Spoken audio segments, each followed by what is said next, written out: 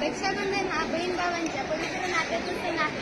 त्यामुळे आम्ही चैन्या बॉर्डरवर असणाऱ्या तैनात असलेल्या भावांसाठी आम्ही स्वतः रक्षाबंधन संपूर्ण भारतामध्ये फार आनंदाने आणि उत्साहाने साजरा केला जातो. पण त्याचवेळी सीमेवर रक्षण करणारे जे नौजवान आहेत त्यांच्यासाठी हा सण साजरा करणं शक्य नाही.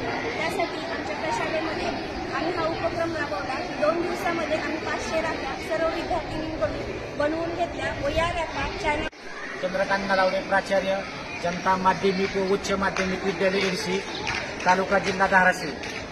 आपल्या देशाच्या सीमेवर रक्षण करणाऱ्या सर्व सैनिकांसाठी माझ्या शाळेतील मुलींनी स्वतःच्या हाताने व त्यांच्या टीमने राख्या बनवलेल्या आहेत. या राख्यांचा स्वीकार करून रक्षाबंधनाच्या दिवशी या राख्या आपल्या हातावर बांधाव्यात.